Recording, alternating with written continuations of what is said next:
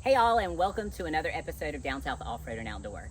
In a couple of weeks, I am heading out for a 3-day, 2-night, 20-ish mile hike in the Pisgah National Forest with Daisy from Spartan Overland. Well, I'm working on my camping and sleeping setup to make sure that I sleep comfortably while out in the woods. It's gonna be a bit different than sleeping in the Jeep on a 6-inch memory foam mattress. So, the guys over at gearreport.com sent me a UST lightweight air mat with a self-inflating pump. So we're gonna pull this out, see how it works, and give it a test. Stay tuned. Now, if you're not familiar with gearreport.com, you need to jump over and take a look at their website.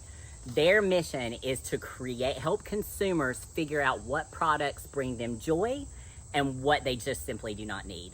Gear Report, they actually gave us our start as Down South Off-Road and Outdoor many years, well, several years ago. If it hadn't been for them, we would not be where we are today.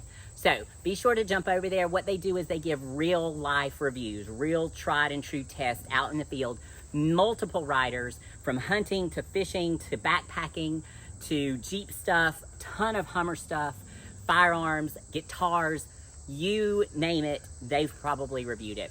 So if you're looking for products and you want to know if they're worth the money, jump over there, see what they have, and then make your decisions. All right, so UST gear, they have lots of outdoor gear, and this is going to be a sleeping pad. Now this sleeping pad, this air mat, it is a 72 by 20. It packs down to an 8 by 4. Weight is 17 ounces, lightweight, compact, and it has an easy inflation with an included stuffed sack pump. All right, so let's pull this out. So first of all, it rolls out nice and easy. And then the sleeping pad, pull that out. So this is the self-inflating pump. All right, so this will go on the hole to pump up the air, and then this will capture the air, and then you fold it down, and it's supposed to now pump. That's the self-inflating part, all right? So let's get this out in the yard where you can see it, see what it looks like, and we will give it a try.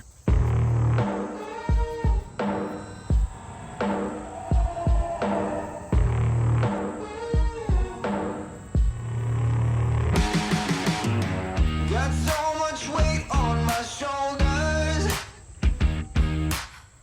enough to knock me out, but I'm still holding the throne. You never know till it's over. So pretty it hurts, just beware of the thorns. You got a glimpse. All right, so there you have it.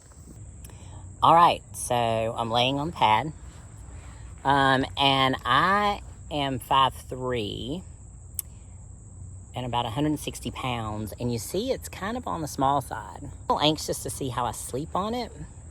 Now, I completely filled it with air, and it took about 2 minutes or so, maybe 6 fills of the little self-inflating pump. And it may have too much air in it, to be honest, because I feel like I'm about to roll off of it, so I may need to deflate it a little bit. That's where we're at. Let's stick it in the tent.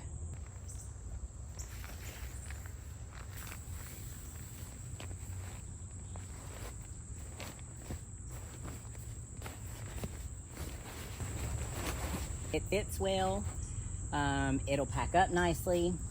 So the ultimate test will be out on the trail. Good morning, guys.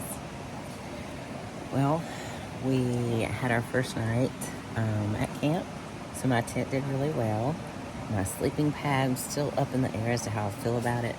My pillow definitely leaves a little bit to be desired. I didn't get a ton of footage of the UST mat while I was out there, but what I will say, this is probably going to be a good mat for a smaller person, even much smaller than I am, or maybe even a child.